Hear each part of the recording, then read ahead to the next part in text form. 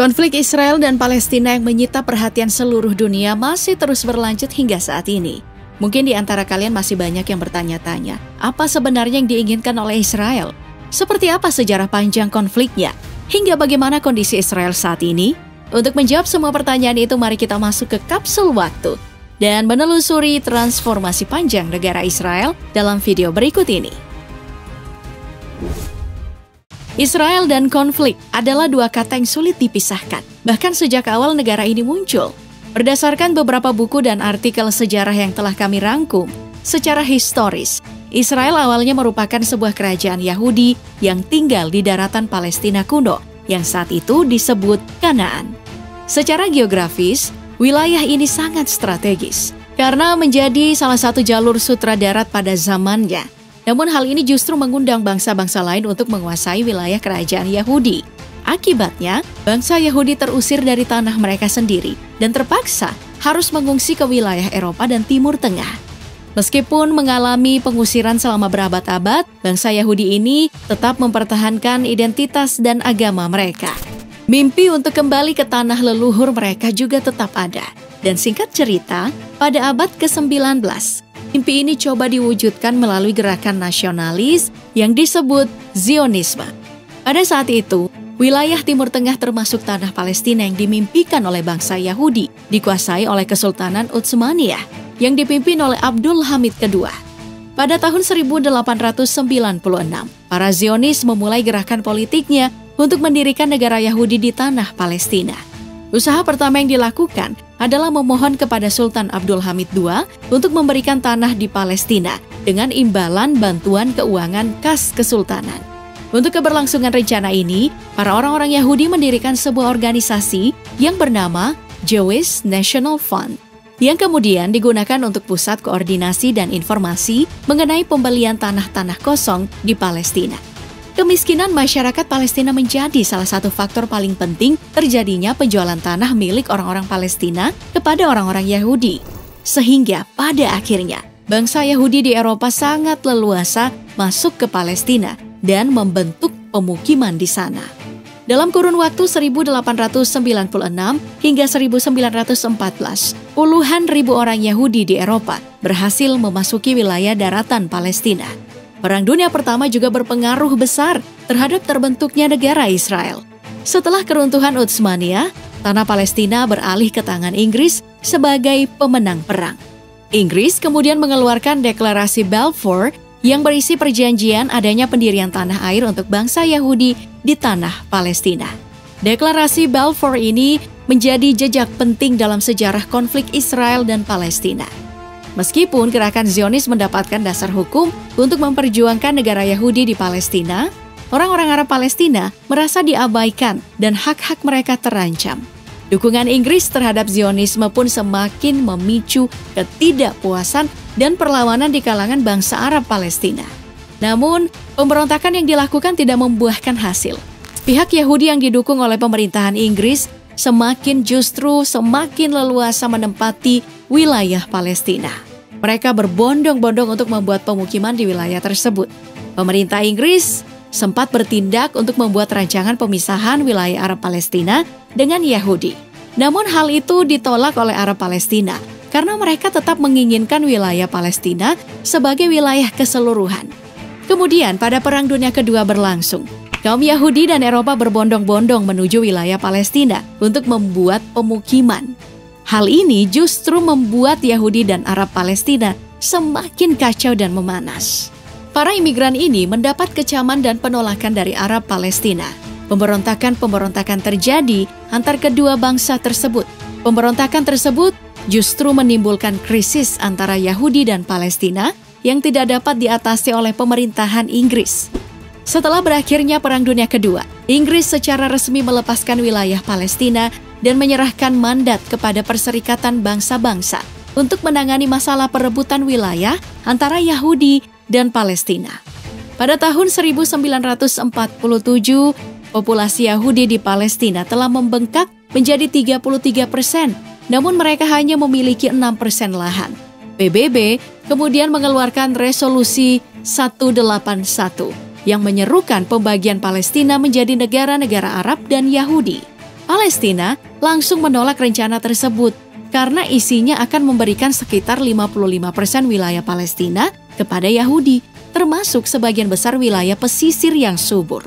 Padahal, pada saat itu warga Palestina menguasai 94% wilayahnya dan mencakup 67% populasinya. Hingga akhirnya pada 14 Mei 1948, orang-orang Yahudi mengambil langkah yang sangat berani, yakni mendeklarasikan berdirinya sebuah negara yang bernama Israel, dengan menjadikan Tel Aviv sebagai wilayah teritorinya dan mengangkat David Ben-Gurion sebagai pemimpin pertama. Hanya berselang 1 hari, Amerika Serikat kemudian mengakui kedaulatan terbentuknya negara Israel secara de facto, dan disusul Uni Soviet yang mengakui kedaulatan negara Israel secara de jure. Masih di hari yang sama, negara-negara Arab seperti Irak, Syria, Lebanon, dan Mesir, lalu Yordania, mulai menginvasi Israel yang berdiri di tanah Israel. Pada saat itu, terjadi 2 gelombang perang besar sebelum akhirnya kedua pihak bersepakat untuk gencatan senjata pada tahun 1949. Tahun-tahun berikutnya, beberapa perang besar tetap saja berkecamuk. Tapi sepertinya hal itu terlalu ngeri untuk ditampilkan dalam video ini. Seperti yang telah disampaikan di awal tadi, Israel dan konflik adalah 2 hal yang sangat sulit untuk dipisahkan.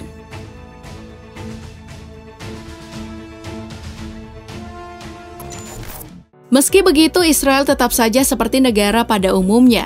Banyak sisi menarik yang bisa kita eksplor dalam negara dengan luas 27.799 km persegi ini. Dari segi geografis, Israel terletak di sebelah timur Laut Mediterania, berbatasan dengan Lebanon di sebelah utara, Suriah di sebelah timur laut, Yordania di sebelah timur, dan Mesir di sebelah barat daya. Secara umum, Israel ini terbagi menjadi 4 bagian, yakni dataran pesisir alias the coastal plain, daerah perbukitan atau the Central Hill, wilayah lembah yang bernama Jordanian Rift Valley, dan gurun yang bertajuk Negev Desert. Dataran pesisirnya membentang sepanjang Laut Mediterania di bagian perbatasan Lebanon di utara hingga jalur Gaza di selatan. Ya, tempat ini cocok buat kamu para pecinta buah karena di sini tuh ada banyak tumbuhan jeruk dan anggur. Kemudian the Central Hill yang terdiri dari 3 perbukitan utama. Yang pertama ada Bukit Galili atau Galilea di bagian utara dengan tinggi sekitar 700 meter. Yang kedua, ada Bukit Samaria yang tingginya 800 meter. Dan yang terakhir ada Bukit Judea dengan tinggi rata-rata 610 meter.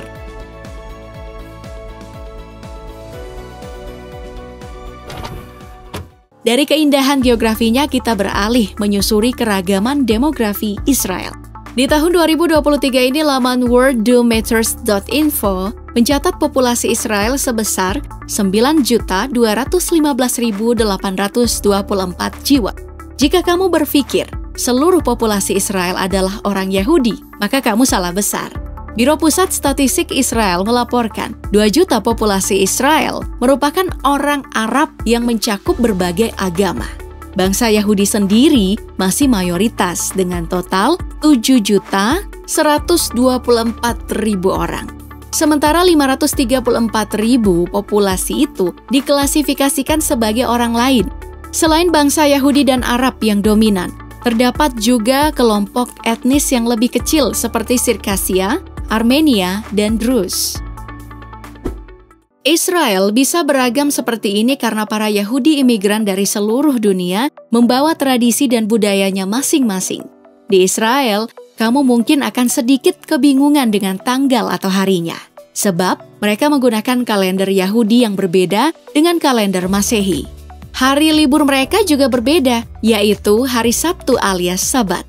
Meski banyak unsur Yahudinya, tapi sebenarnya budaya Israel juga dipengaruhi oleh budaya Arab dan budaya Eropa. Hal ini terlihat pada arsitektur bangunan di Israel. Misalnya kantor Departemen Luar Negeri ini yang memadukan unsur modern ala Eropa dan bentuk bangunan khas Arab. Keragaman budaya di Israel tersimpan rapi di beberapa museumnya. The Israel Museum merupakan salah satu bangunan kebudayaan terpenting di negara ini. Di museum yang terletak di Yerusalem ini, tersimpan naskah Laut Mati yang fenomenal, berisi kumpulan kisah-kisah sejarah yang dituliskan dalam kurun waktu 408 sebelum Masehi sampai 318 Masehi. The Israel Museum juga menyimpan koleksi bangsa Yahudi secara lengkap, serta berbagai koleksi seni budaya barat. Kemudian ada Museum Nasional Holocaust yang menyimpan arsip-arsip informasi mengenai genosida Yahudi di masa lalu. Dan yang terakhir ada Beit Hatshepsut atau Museum Diaspora, terletak di kampus Universitas Tel Aviv, di mana museum ini berisi koleksi sejarah komunitas Yahudi di seluruh dunia.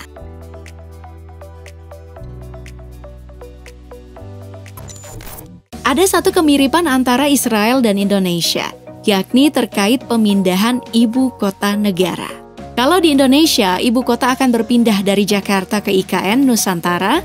Di Israel, ibu kotanya dipindahkan dari Tel Aviv ke Yerusalem.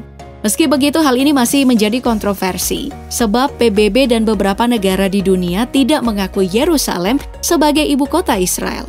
Masalah tentang ibu kota Israel ini memang panjang dan sangat kompleks. Hal ini mungkin akan terjawab dalam video lain, jadi jangan lupa untuk terus menantikan video-video menarik lainnya, tentunya hanya di channel Polemik.